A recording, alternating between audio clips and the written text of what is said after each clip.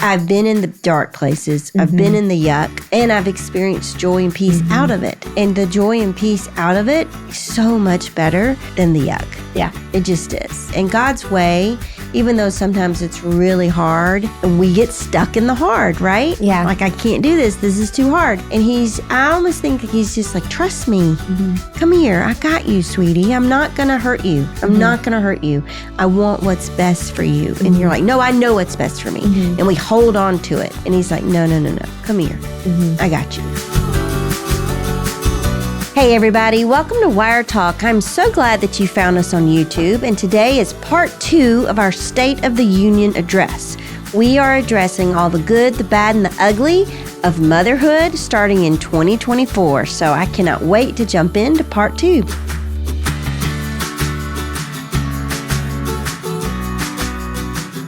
Well, hey, moms, and thank you so much for coming back to part 2 of State of the Union for motherhood.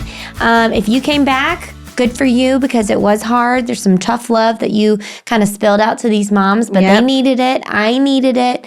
And I kept my boots on. Y'all can see my boots. I kept my boots on for part 2 because we've got one of the hardest ones for me is truth number 4. And I think, it's hard because it's needed to hear. It's needed.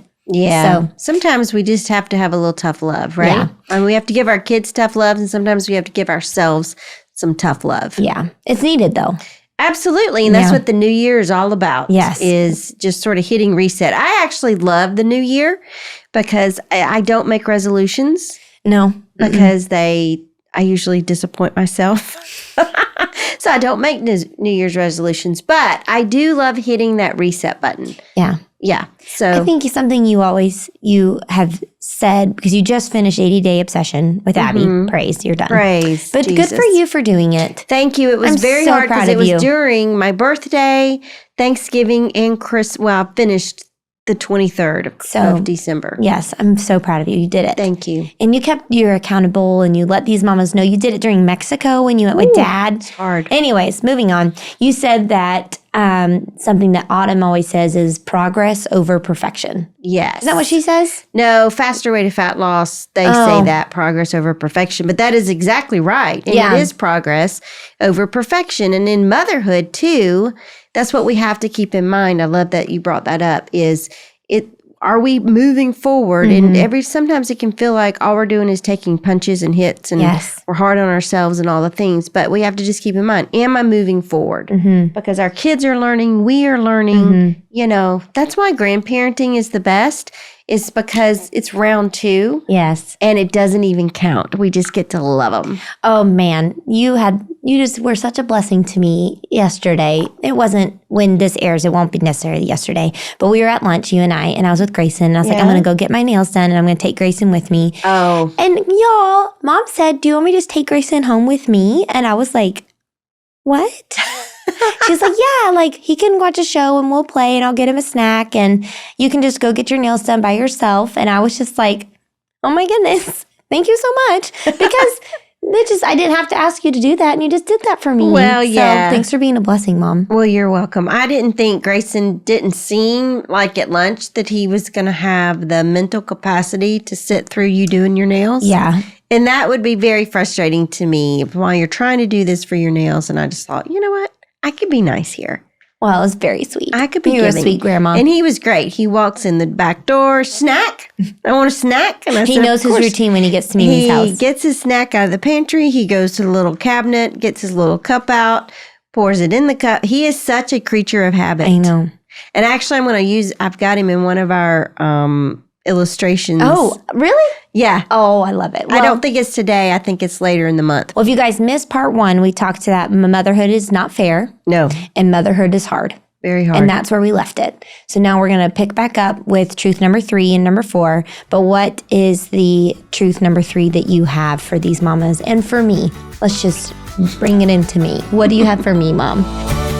Hey moms, producer Katie here. Did you know that Karen travels all over the country and even internationally, bringing her practical biblical teaching to groups of moms? We are booking now for 2024, and Karen would love to come teach her life-changing content on temperaments, discipline, and all things motherhood to the moms in your community. Karen books events that last an hour, a day, or even multi-day weekend conferences. And booking is way easier than you think. If you're part of an organization that has resources to host outside speakers, head to our website, birdsonawiremoms.com/invite, and fill out our simple form. In about a minute, you can send an inquiry to us, and I will personally get back to you to talk about having Karen bring her practical parenting wisdom to your town. Again, head to birdsonawiremoms.com/invite and fill out that inquiry form today. All right, let's get back to the show. Well, number 3 is that you have to own your own part of your mom life. Can you kind of dive into that a little bit? Peel that onion for me. What does that mean? Let's think about our kids for a second. How I used to just teach y'all, you can't play the blame game. Okay. And it's easy to do as a mom, like blame your husband, blame the kids, blame your life. Like this is, I don't have enough money. If I had enough money, I could do X, Y, and Z. I could get my house organized. I could pay to have a cleaner come in and clean my house, and then it'd be straightened and all the things, and we're just constantly pushing back the responsibility of owning our own lives. Okay. So just stop, like we said in part 1, stop saying life's not fair and this is hard, and start owning your responsibilities as a mom, as a woman, and just start doing it, if that makes any sense. Yeah. So, for instance, whenever, I think I experienced this whenever y'all were little and your dad was averaging the 5 days a month home during that really, really, really tough season in my life. And I just kept blaming your dad for everything. Well, if you were home, you could help with the kids, and I'd have more time. If you were home, blah, blah, blah, blah, blah. I mean, the list went on and on and on. Everything was his fault. Right. Everything was his fault. If it was sunny, it was his fault. If it was raining, it was his fault. It was all his fault. And if I was having a good day, it was his fault. If I was having a bad day, it was his fault. It was just all his fault. And I just think God just really convicted me of, Karen, what's your part in all of this? Okay, we acknowledge Greg's not here and your life has gotten super hard, but what can you do to make this better? And it just hit me one day. I was putting out pine straw in our yard by myself. I went over, got it by myself in Kendra's yard. I mean, literally, I put it all in the back of the Explorer. All this pine straw. That's hilarious. It's hilarious. But we were just poor, and she had a ton of pine straw in her yard, so I went and raked it up. You took the pine straw. Oh, yes. You took her old pine straw out of her beds and put them No, it wasn't out of her bed. She had all these pine trees, and they'd just fall on her yard. And Gary was constantly raking it up and then just they had so much pine straw. And so I said, I need pine straw. So can I come get it? And she said, yes. So y'all, I'm not joking. So I drove the Explorer over there. I had a sitter at the house with y'all because I had all the seats down. This is so gross. I can't even believe I did this. I am in shock. I raked up all this pine straw. I put it in my back of the Explorer. I'm not joking. I hope Kendra's listening to this. And then I drove. And by the time I got home, I was mad as a wet set hen. Because it was just... I mean, I would have been too. There was pine straw everywhere in my car. It was a mess. I was just so angry at your dad for not being there. And as I am taking the pine straw out of my car, still have the sitter at the house to watch y'all so I can get this done, I'm just throwing it down and I'm so mad. I am so mad. And I am just probably crying and I'm just like, You probably weren't crying, but that's okay. Well, I probably was. I was so whatever. It doesn't matter. So I'm throwing the pine straw down. I'm so mad at your dad. I'm just so mad at everything in my life. And God is just like, how long are you going to stay mad? And I'm just like, as long as it takes. And he just really convicted me because he was just like, what is Greg doing? And I said, he's working. But God, you don't understand. He's got this job that he loves so much. And he's choosing that over me. And he just said, he's providing for your family. And I was just like, and Emily, I was in a bad place. Mm-hmm. When I tell moms I was in a bad place, I was in a bad place. And God just really convicted me that day. Like, when are you going to stop complaining and start taking responsibility for your life? Wow. I've given you these children and they are looking at you. You've got, 4 sets of eyeballs looking back at you. Is this what you want to teach them? Anger and bitterness and rage? And because I was just angry all the time. And I was just like, no, it's really not what I want to teach them. Mm-hmm. So that's what I'm saying. Just take responsibility. And as I talk to moms and they write in their questions, I hear this a lot. And I guess I can see it because I had it in me. Mm-hmm. You know how we have a trait in us and certain people don't see it, but we see it in another person? It's because it's in us. Yeah. And I see it, and I see what it's doing to these sweet moms. And I just want to say, stop, because you're not hurting anybody but yourself. And eventually it's going to hurt the children. Eventually it's going to hurt your marriage. And just stop. And so that day, I sort of started to turn the corner of Greg is not responsible for all this stuff that I'm putting on him. I mean, yeah, he could be home or whatever. But at the time, we really needed the money. Because, when you fly for an airline the first couple years, it's hard. And we had a lot of kids and it didn't get easy. So the Navy flying did bring in extra income and it was a help. I mean, when now I look back and I'm like, wow, that was a help. And he was enjoying his job for sure. And maybe that irritated me a little bit. But you know what? If you're going to work, you might as well enjoy it. But, right. So I started taking responsibility and owning my own stuff. And, just like we tell our kids, don't play the blame game. Us moms, we need to stop playing the blame game. So let me ask you, Mom, because I think that can resonate with me, but with not just me, with everybody. And so there was that moment where you were like, God was like, all right, Karen, really just put your big girl panties on. 100%. I created you to be this mom for these kids. Yep. And there's that moment where you're like, okay, God, I got it. Yeah. But that anger was still there. Oh, 100%. So how did you get rid of it? Because I would imagine that it crept back up. Oh, all the time. Because that's where sometimes I get frustrated. Yeah. It's like whatever the emotion is, we'll just use anger. That anger gets up and then I'm like, all right, God, help me work through this. And then it just feels like I am constantly just having to give it back to him. Yeah. So like, how did you work through that? Like, it's kind of like a wave, like how did you work through like getting rid of that all the time? I think I just started truly laying it down and just being like, you know what? God, here it is. Jesus says, come to me, all who are weary and burdened, and I will give you rest. And that's just what I had to learn to do is every morning when I would wake up and I would be weary and I was burdened, just give it to Christ and just be like, here's my burden. I'm here again by myself. I'm doing this by myself. Here it is. Yeah. And over time, God healed my heart. It did not happen in one day.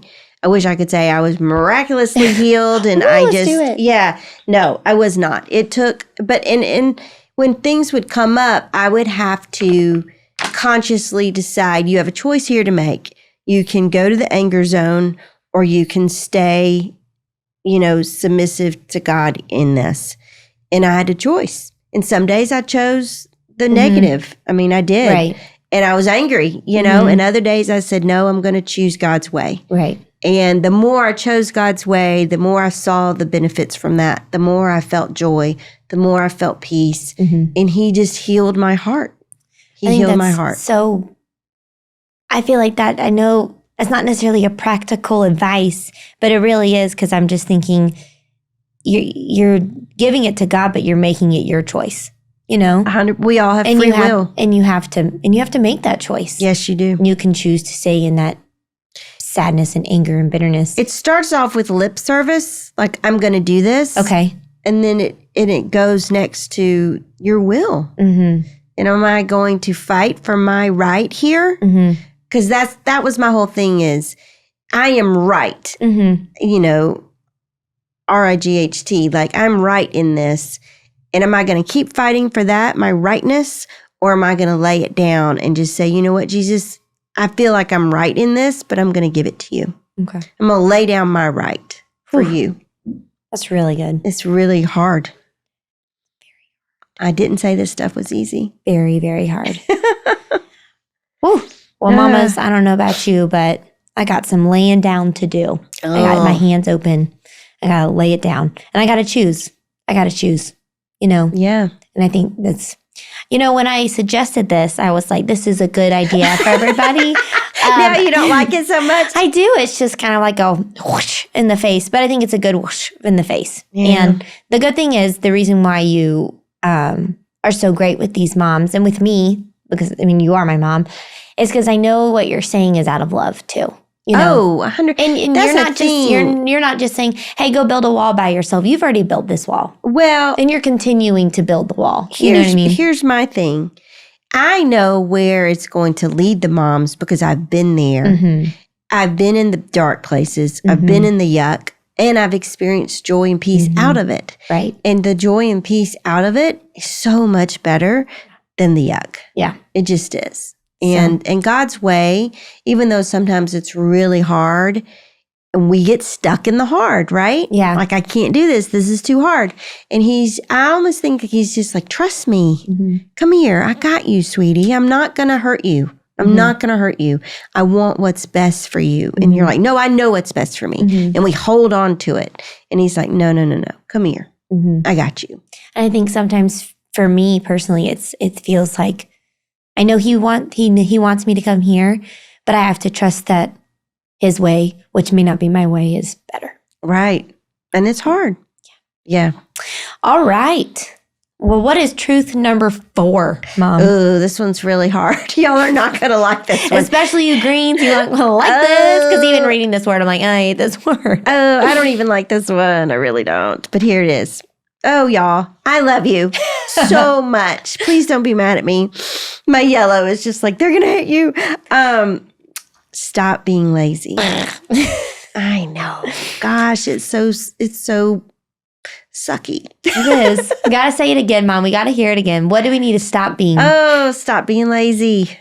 Stop. In all areas? Just one? And I did write out some areas for you guys. Of course you did. I'm of course sorry. You did. I really am. And I've been lazy. Mm-hmm. Listen, I'm being lazy this week. I've got a lot going on. And I did do an Instagram story of my closet. Looks like an explosion. I could have continued in my house and shown different things, but I didn't. It made me feel better. Well, good.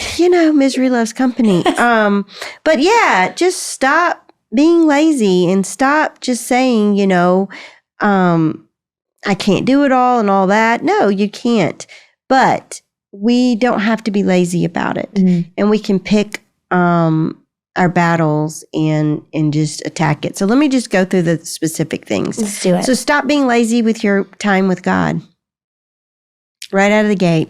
You just went there. I just went there. You said and excuses are enough. Yeah. Go spend some time with Jesus. The thing is you got to have him, obviously. So you'll hear him when he's talking to you when you're putting out pine straw.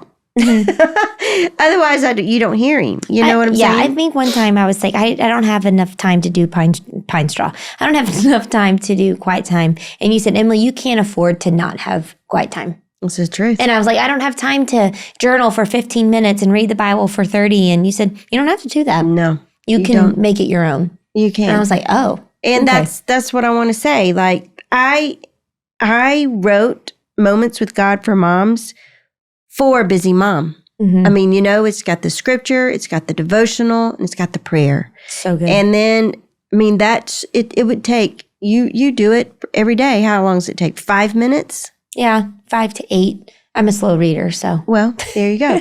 And you can spend longer on it. Yeah, you can. You can meditate on it. You can journal about it. But if you really only have 5 to 8 minutes. You can do it. You can do it. You can get it done. And we are working on an app, hopefully this year for 2024, to where we're going to have the whole devotional on there so moms can just read it in their car, wonderful. On carpool line, on whatever. The go. So yeah, on the go. So anyways, that's stop being lazy with your God time. Mm-hmm. It needs to happen. Stop with the excuses. It's a new year. Let's start fresh. Start fresh. Second thing is stop being lazy with your house. I know. Gosh, I know. And I'm the worst. Y'all, please hear me say this. I'm the worst about hitting go again on the dryer cycle or the rinse cycle in the washing machine. I literally, when I hear the dryer go off and I know it's time to fold those clothes, I hate with a passion folding clothes. I don't know why. I just don't like it. I just don't like it. And so I'll just fluff them up. Make sure they're nice and warm. Yeah, it's bad, but I do it. But we got to stop being lazy about it. And I did learn whenever my kids were little that if I would bring the clothes out in the den while y'all were watching a show or eating your snack or whatever, if I did it in the den with y'all and I had like my basket there and I just fill my basket, I dump my basket on the sofa, fold clothes while y'all were doing your stuff, and then put the basket at the bottom of the steps. Then when your dad would get home, I'd say, will you take the basket upstairs and help me distribute? Because that's the other thing I hate doing, distributing all the clothes. And he would say yes. And or you'd make us go put them up. Well, when y'all got older. But I mean when you were really little. So, yeah, of course, when you got older. Duh. I enlisted all of y'all for your help. Yeah. But that really helped. Next thing is meals. And I fight this one really bad. You know, your dad likes to get a meal plan for the entire week. Like on Sunday. I'm going to give you some credit. I've gotten better. Go ahead. She's terrible at it now. Okay. But when we were little, you did have a meal plan. It was the same 6 meals a lot of the times. But you know what? I don't think you give yourself enough credit for when we were little and when we did have family dinners. But right now it's just you and Dad. Yeah. And most of the times it's just you. Until you have little nuggets like me and Kelsey and Abby are like, what are you doing for dinner, Mom? And we're like, do you want to cook? And you're like, no, I don't want to cook. I've cooked for you for 30 years. Just like the other day. I mean, we had done that shower and I was exhausted. And I hear all the girls talking about, they're hanging out. And I'm like, where are y'all hanging out? We're like, here at your house forever. They're like, at your house. And I'm like, oh, wow. Okay. And so leaving. Then I have to figure out dinner. And so I was going to make dinner soup that night because it was raining, it was cold. And so one of the girls said they didn't like the kind of soup that I was making. So I was like, okay, well, I guess I got to make a different type of soup. Y'all, moms, it never ends. Well, she made beefy vegetable soup for her, but Kelsey didn't. I'm going to throw her under the bus. Kelsey doesn't like beefy vegetable soup. So then Mom was like, all right, well, do you want a different soup?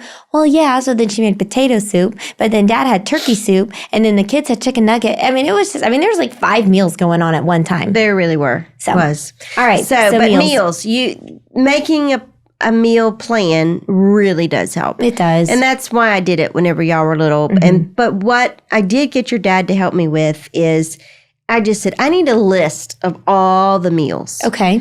Of everything everybody likes. So your dad made a big list.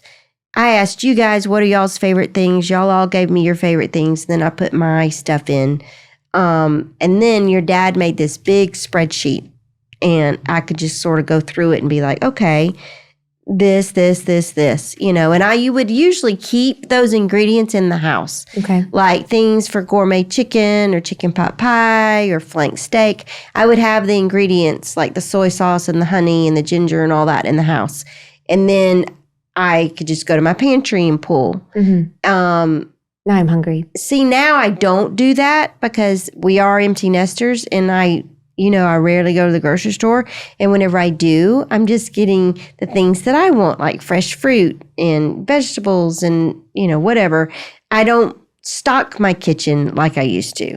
And it's a pain in the rear. So stock your kitchen, number one. Make a list of all the things you like. And then on Sunday, try to just loosely plan out your week. But I get it. It's hard because not only that, sometimes if on Sunday, let's say I want tacos for Wednesday may roll around. I don't want tacos. Yeah. But your dad's like, we have to have tacos. And I'm like, no, we don't. We made this list. We can change the list. Yes, we can move That's just the difference between the yellow and the blue. But anyways, that's that. The next one is fitness, just staying in shape. Y'all, I just want to say, moms, I know it's hard, but try, because otherwise you're going to get to my age and you're going to wish you had. Because you need to develop good habits now, trust me. And whenever y'all were little, I would take y'all on walks. I put you on the back of my bicycle and ride around, and that would help, and just to be out and exercise and stuff like that. The next one's your marriage. Stop being lazy in your marriage. And I'm speaking to myself here. We have to invest in our spouses. We have to invest in our better halves, And I know you're tired, and I know you don't feel like it, but you have to do it, because think of your husband as a bank account. And if you don't ever put money in, then whenever you go to withdraw, you're not going to have the funds there. So you've got to put the time and the effort into it. And I know it's hard. And sometimes you want to say, they're not investing into me. But I promise you, if you start investing on a regular basis, they will feel it, and they will in turn start investing back. Children, we gotta quit being lazy with our kids, and just really put in the time and the effort and all of that it takes. Remember that pain now equals peace later. And like with discipline, like if you have littles, it's hard to discipline them when they're little. Yeah. But it's so much harder whenever they're teenagers.